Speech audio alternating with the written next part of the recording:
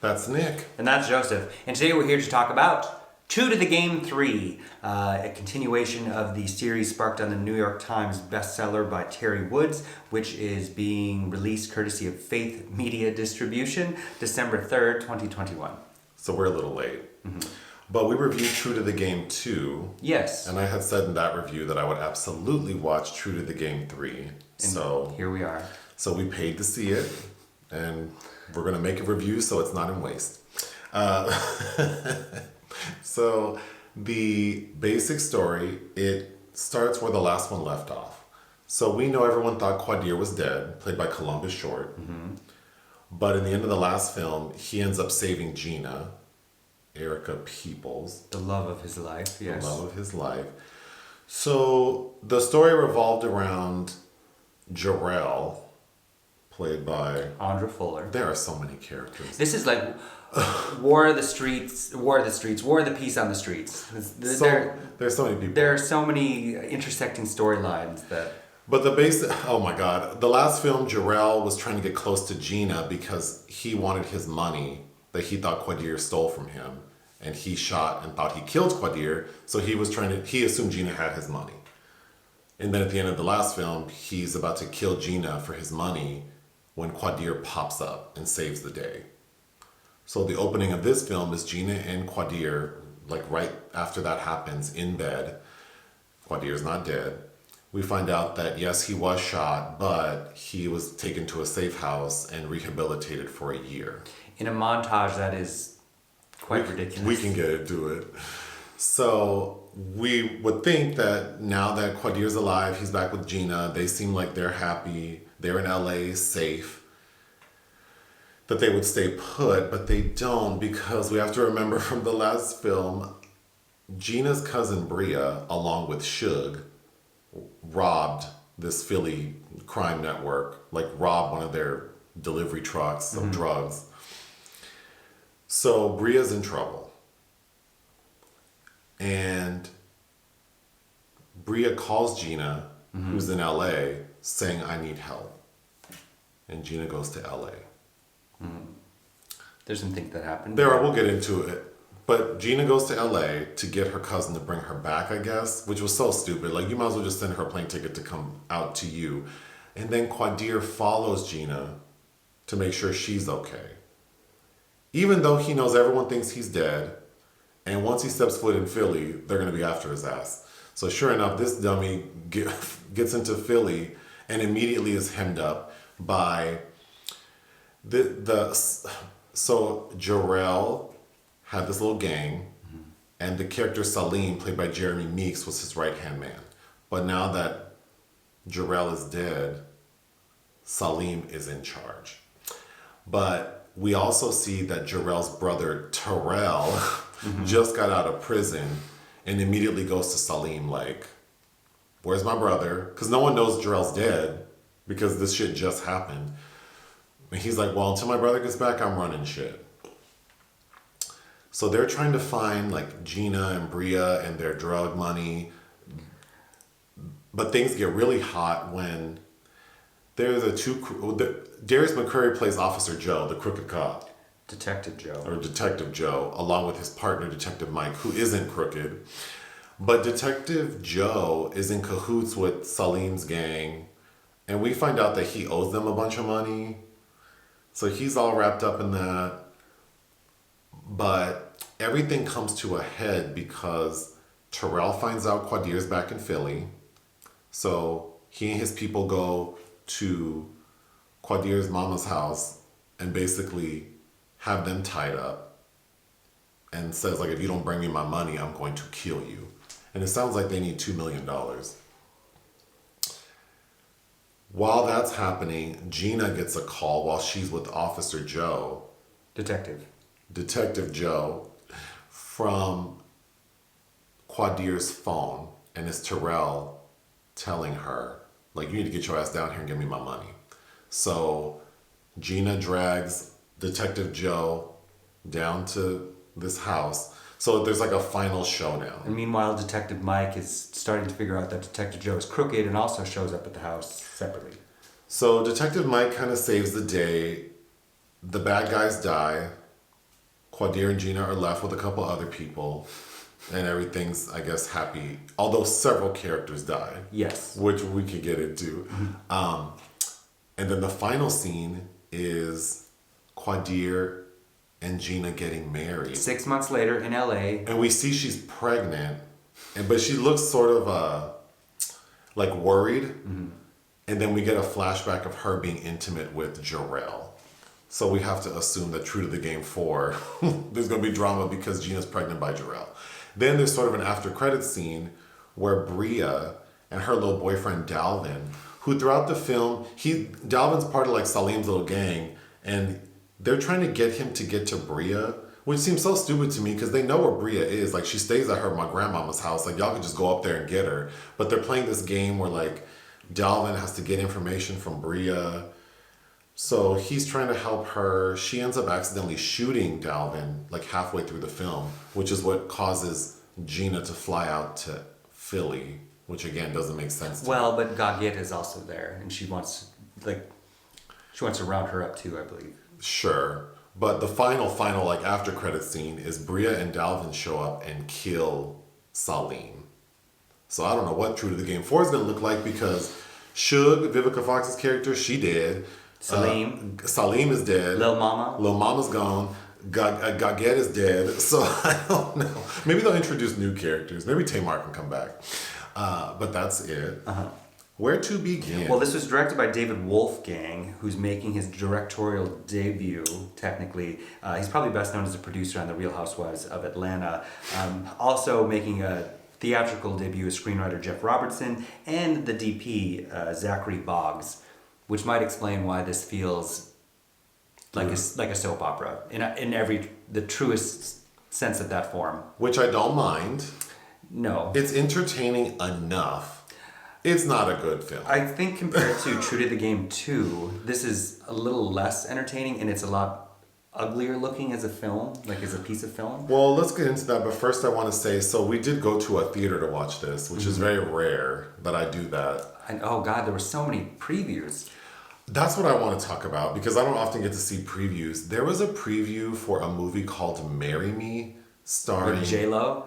Jennifer Lopez and Owen Wilson. I think that was supposed to be Armie Hammer, but then with his flesh-eating, his sexual flesh-eating. They recast, I guess. But the basic premise is J-Lo plays like this pop star who's about to marry some other pop star. Maluma. Played by Maluma, and she finds out he's cheating on her right before they're supposed to get engaged.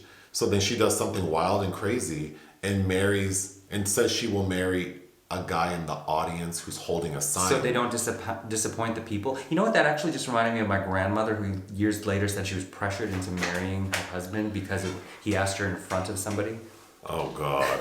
That's what that feels like. Don't marry someone out of peer pressure. No. Anyway, that movie looks so stupid. Yeah, it does. But anyway, who is seeing True to the Game 3 that's also wanting to see Jockey?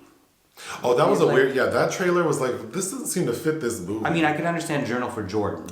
And National Champions was a trailer, and that looked really good about the NCAA. We're seeing that this week, yeah. And so we're going to see that. Anyhow. This film. I can just quickly go down my notes. There is so much makeup in this movie, and I had the same critique from the last film. Like, Lil Mama is wearing all of the makeup. I thought she looked a lot better in this film, though. Sure. That hairdo fit her well, I thought. Sure, but yeah, like Gah Git is wearing a lot of makeup that doesn't make sense. Gah Git, if you played a drinking game to this film and had a sip of something every time they say Gah Git, you would be hammered. Let's just talk about that. So Gena, the grandma, the matriarch of this family, played by this loosely connected family, Starletta DuPois, who's a character actress that's been around forever, including Big Mama's House and Friday After Next. I don't understand the origin of her name because we get a little sort of flashback of her saying like God got it. Mm-hmm. So then it feels like her name's a play on God got it, but that doesn't make sense. So it should be Gagat. So then her name should be Gagat. Gal Gagat. But not Gah Git. Like, so God get it? I don't understand, but whatever. Call her whatever the hell you want to call her. But I hate the way the characters in the film talk about her to people like that's my Gah Git. Every character associated with her says her name a whole bunch of times. Yeah, it's just like, this is not a common thing. It's not like calling someone Medea or, like, this is not a word people use, I don't think. I've never heard that outside of this movie. Mima. So I just, yeah, call her Mima, Momo, anything, but yeah, I just hate they keep saying it so much. Okay, the flashback with Quadir in rehab is so ridiculous. First of all, they make this point made that he's in like this safe trap house. Mm-hmm. But then he's in like what looks like a regular ass house with all the windows open, and lots of other like apartments around it. They're like, this is a safe house. I'm like, it's not very discreet. I can see right in there. Right. And then the nurse assisting him, like trying to give us exposition on what was happening. That was crunchy. And him like working out and doing all kinds of exercises you shouldn't do if you're recuperating, and he's like, oh. Right. But the thing that took me out the most was they gave him ashy lips. Yes, they did. Which made no sense to me. There were only 6 people in the audience. And one of them was a mother who had 3 teenagers with her who got up about 15 times during the film. Yeah, it was well, actually there were 7 people because it was the mom. She was with a man who had a very interesting outfit on. It was this older gentleman, like probably in his 50s, and he was wearing like a mechanic's jumpsuit. Mm-hmm. And then he had a string of pearls on. It was very interesting. But the 2 adults were sitting up high, and then the 3 badass teenagers were in the front. Clearly not interested in this film at all. The entire time playing on TikTok. Mm-hmm. But like even they were laughing at this dumb shit. But yeah, Quadir's ashy lips. I didn't understand that.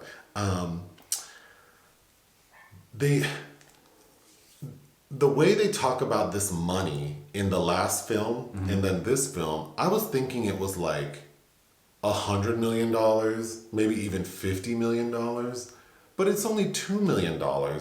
And they seem to live pretty extravagant lives, like Gena and Quadir now, because we find out that Quadir's mom is the one who had the money. Mm-hmm. And she used that to pay for his medical bills, and she lives in this beautiful home carrying a fancy bag. They fly a private jet back to Philly. He's driving a fancy car. Gena was driving they're living a very extravagant lifestyle for $2 million.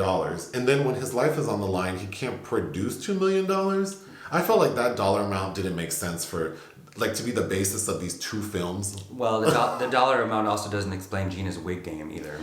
Oh, I thought her wig game in the last movie was cute. Well, in the final scene, which is continued here, it looks cute. Then it all of a sudden becomes something out of Braxton Family Values very quickly. Yeah, that's too bad. Yeah. So there are a lot of flashbacks in this film to the first and second movies. And then there are really interesting edits.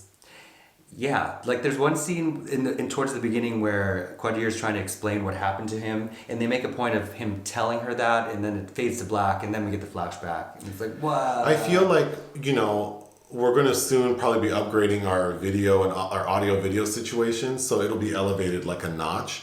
I feel like I would be doing something like this movie.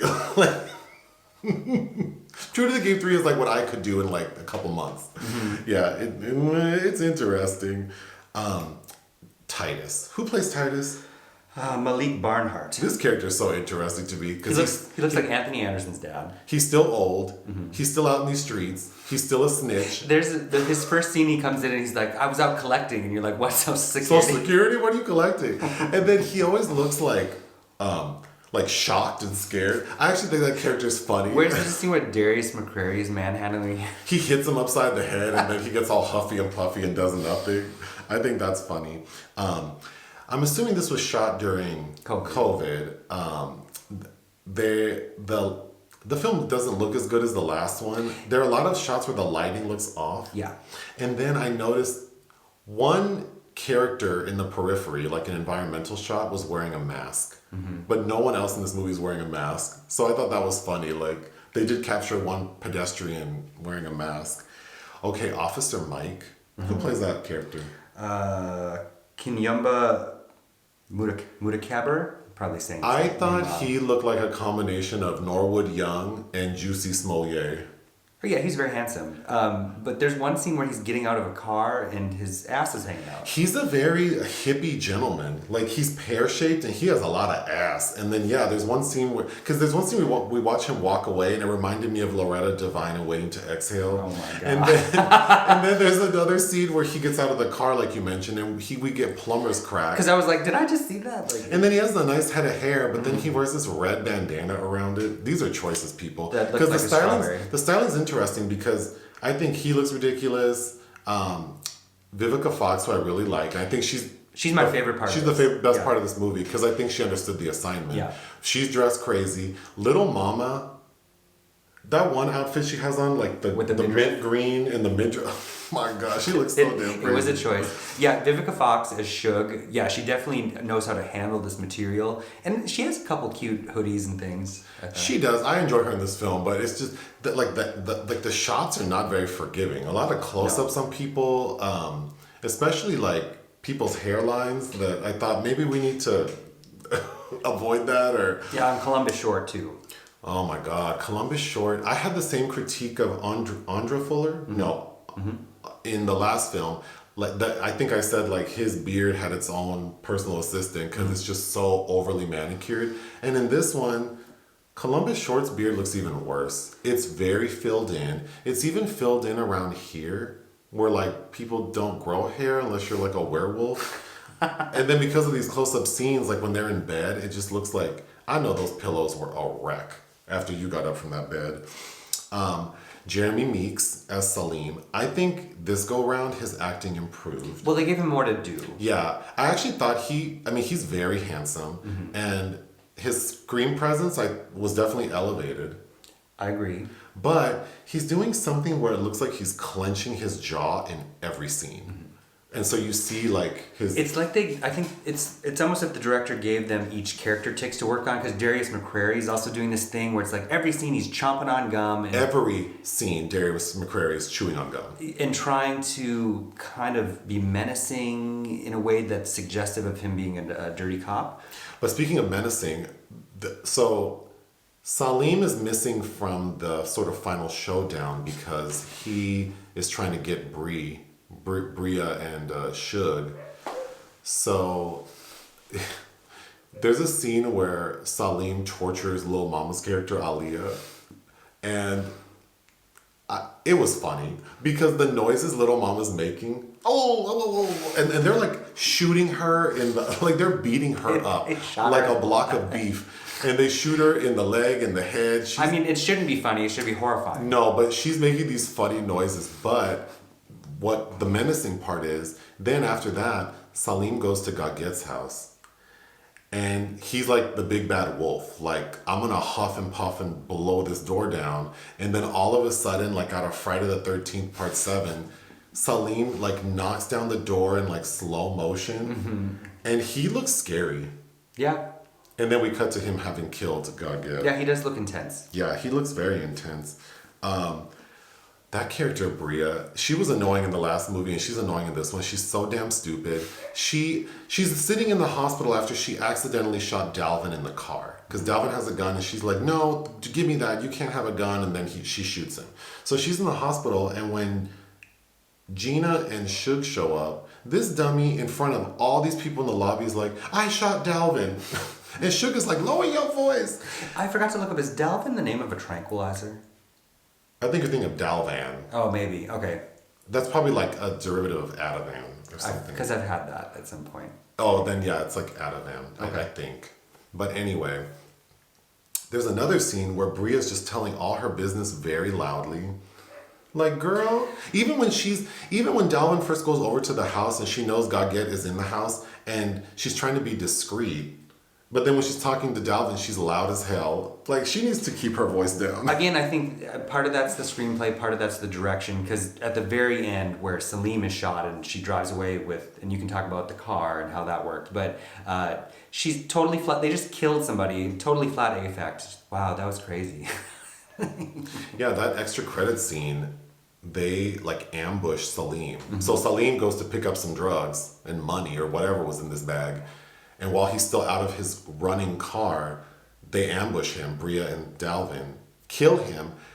like run into the car and like mash out. But the way she shifts gears in this like brand new Maybach is like they're in like a 1975 Chevy pickup. And they even do the sound effect where it's like clicking. Cars like that don't do that. Then they're like supposed to mash out, and then we edit like we cut to them driving like it's like two turtles leaving the alleyway. I thought that was ridiculous. I think what makes this seem like less of a film than the second one is there's not a clear focal point for one reason, where because Erica Peoples kind of dominated from what I remember the last one because she's the center point, which worked well. And this is very much this movie is all over the place. It's like it literally is like a soap opera. Every character almost has like equal time. Yes, and then we have to return to this centrifugal force of their love between Quadir and Gena, which is the most boring part of it, especially with Columbus Shorts having to have all this dialogue about his love for this woman, and it's like, oh, that's the most boring part of this. My least favorite part of the movie was Columbus Short's like performance as Quadir. It just brings it down. He's like, that character is just taking it very seriously, and then the way he looks and these hoodies, and it's always dark and how the script is trying to relay information. There's one scene where Gah Git, in the course of 6 different sentences, says the same thing three different ways. It's like, okay. Well, and that it's also that I thought that was a funny scene that's not supposed to be funny, where it's towards the end before Vivica Fox's character gets killed because she goes to find Titus and they shoot each other. But she's trying to warn Gah Git, like, they're going to come for you and they're going to kill you.